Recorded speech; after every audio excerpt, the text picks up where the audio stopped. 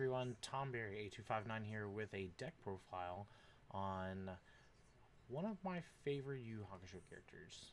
Today I'm doing a deck profile on Kurama, as you can see by the pretty chrome, and I'm currently playing him on the life symbol. I want to try other decks as far as other symbols with him, but I've gravitated really hard toward life so far. But let's get into it. So first off, we're playing 4 copies of Command Pidgeotlock. This builds in a lot of your ally foundations. I like this card. It does generate that extra foundation build without having the checks, and with Friends with Animals, it allows you to get in free momentum. That way you can use your Echo abilities, like, right off the bat.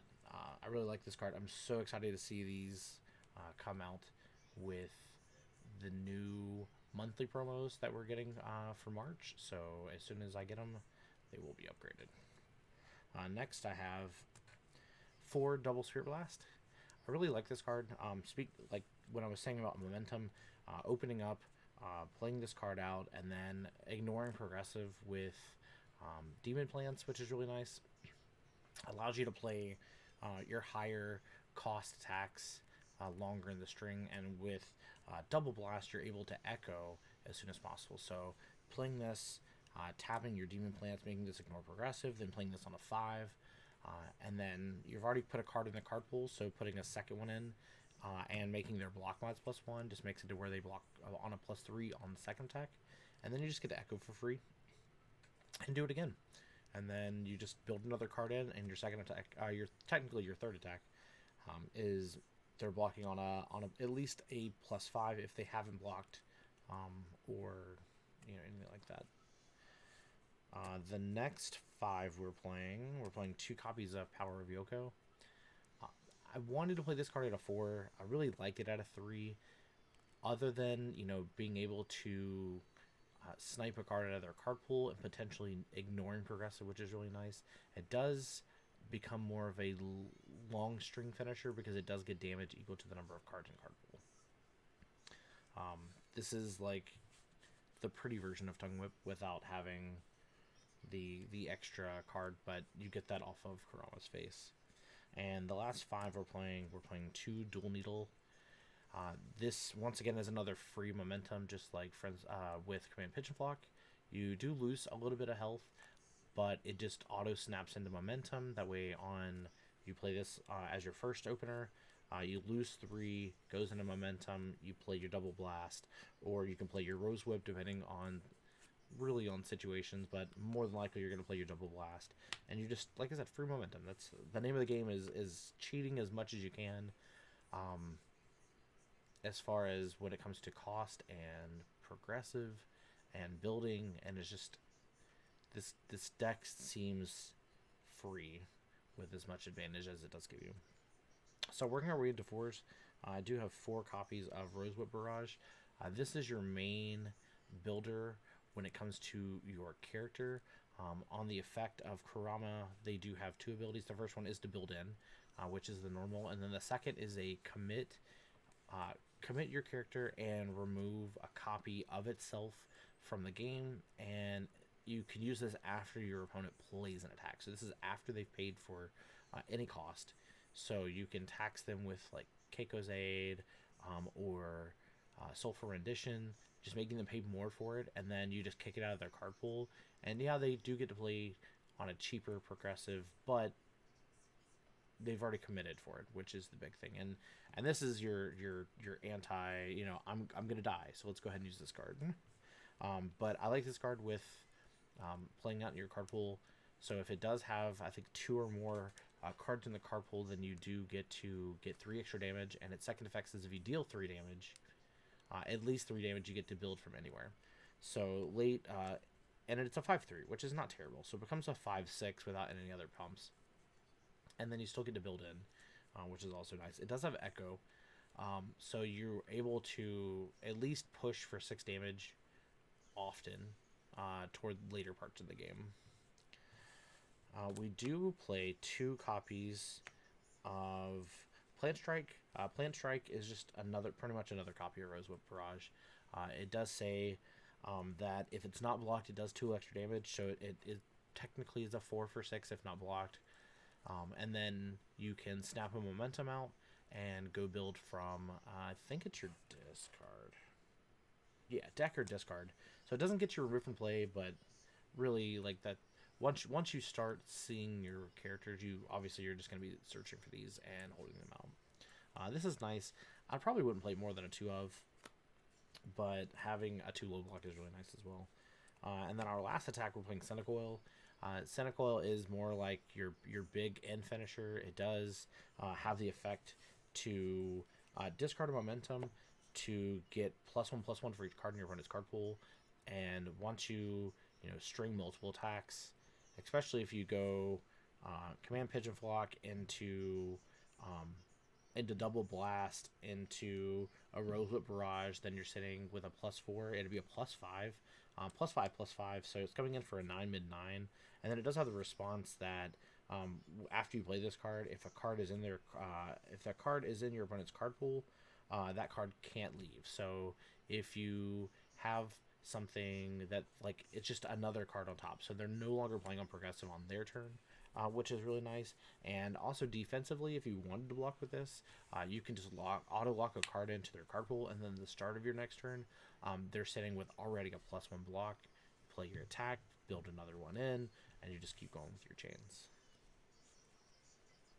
So next we're going to go with our foundations. So I'm playing a good amount of ally foundations. That way you can, like I said, you can build in. So we're going to start with the zeros. We're playing 4 copies of Demonic Teamwork. This is an ally. It does flip to give your ally attack +1/+1. Really nice. I mean, it's a 0 too high. It's not terrible. I do want to look at more zeros. The issue with life zeros is that I don't want to hurt myself playing like Syndicate Target, but it is a 6, so I may tweak it. Like I said, this is my first version of this deck. So next we're playing 2 copies of Adaptable Anatomy. This is another anti-throw card. You perfect block and you just flip. So it's another technically it's a pseudo.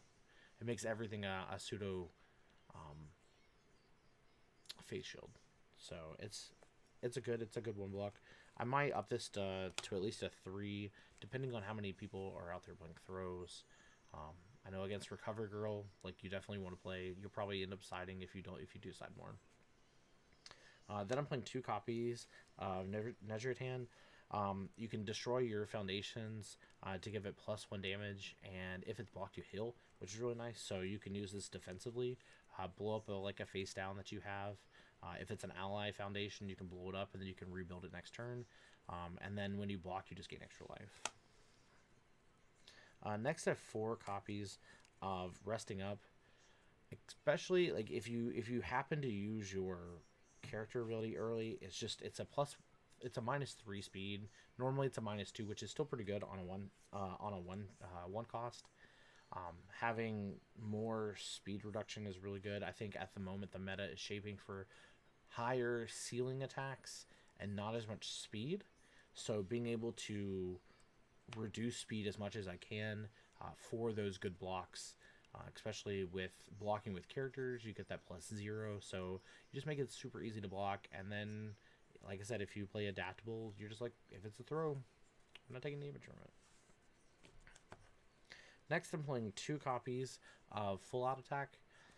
This is my anti-airy card. I really like this. I probably want to go up to a 3, but it does the same thing. It destroys a foundation if your opponent takes damage. You heal 1 and they take 1. So if they have the airy out, you just make sure you're always putting this on face. So if they happen to take any damage, when they go to airy, they'll go to 1 and then they lose an extra 1. So this is the oops, you're still dead card. Next, I'm playing 2 copies of New Training Method. I was playing 4, but I feel like seeing 4 copies is not bad, but I don't want to see as many 4 checks. I'd rather see, obviously, 5s. If I can see my 6s, it's even better. But this is just free build. When you check your foundation, you just flip commit, add it back to your hand, build another card out. More speed hate. We're playing cooperation offer. Flip is really good against Mario when he changes his zone with his face. You just give him a -3, put it back to printed. You don't get any more stats. It's pretty good. And then its second ability is to commit and give it 2 damage. So when you echo your card, you can just go ahead and commit this out, give it +2 damage.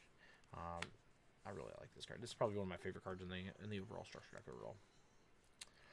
Next, we're playing 2 Face Shield. Pretty self-explanatory. Good, perfect blocks. It flips their card, so against Younger Tagoro, you can't respond with your build down. So they're still playing. They're gonna have to play on progressive, and it just removes a card out of your card pool. With it being a +3 block, that's what you want to use your speed reduction cards just to make it easier. We are attacking 2 copies of Breaking the Cuffs. I like this card. It's a discard. You get +3 speed, +3 damage. Really good finisher card, especially when you are playing with like Centicoils and you just make them really big, really fast, and you just want to finish out the game. You can also use these on your Rose Whip barrages. So you're giving it a 3 speed, giving it 3 damage, making it a 9 damage. So even on a half block, it's still you still build in. So I really like this card. I probably would keep it at a 2. I probably wouldn't do more than a 2 because I don't really like to discard cards out of my hand. Next, we have 2 copies of Urameshi. This card's really good, especially because you're playing a Urameshi character. If you do block, you get to commit and draw cards, as well as once you have the momentum, if you just look and you're like, okay, well, I need another double blast. So you play like your Pigeon Flock, you make it ignore progressive, you form, remove this, and then you get to add whatever card you want to your hand. It just extends your chains even longer. I really like this card. I wish they were gold, but c'est la vie. Next, we're playing 4 copies of Demon Plants. This is probably the most utilized card in this deck. I think everything except for Double Blast and Centicoil are allies. So this pretty much just says I ignore progressive. I thought about playing 4. The issue is it's 4 check. And I was trying to get away from playing as many 4 checks as I could. This is probably one of the 4s I would definitely play 4 of, though. But it works really well at 3. Next, we have 2 Macho Concealment. This is the anti-foundation effect card. That's pretty much all it's there for. You make them, if they have a flip cost, you just make them flip, negate it. Or if they have a discard, you just make them discard, you negate it. Really good when it comes to their enhanced abilities. It's unique, so you really don't want to play more than 2 because you want to see one of them. Also, it's an ally, so you can build it in, which is really nice. I'm playing 2 Keiko's Aid. This card should not have been reprinted, in my opinion. I think that any deck that plays super defensively will play multiple copies of these. I do have 2 on my side for it. And this card just... You say you block, and then it's going to make your attacks even harder to hit. I'm sorry, even harder to play out. So you can flip multiple of these just to stop their attack chains, or you can flip one and try to just push extra foundations for them to commit, and then you just block again, which is really nice. We are playing 2 copies of Excited for Blood. This card allows you to just get free draw and free damage. And then last, the foundations, we're playing 4 copies of Friends with Animals. This is a auto build-in when it comes to Command Pigeon Flock, and you just get free momentum.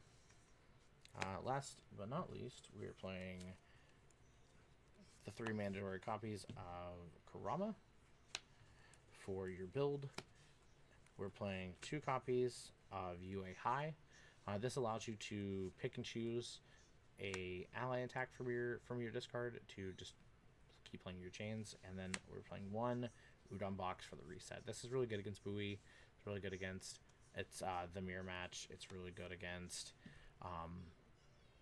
Well, the mirror match not so much, but it's really good against younger Togoro as well. But do want to thank you very much for watching my deck profile, and hope you enjoyed. Thanks.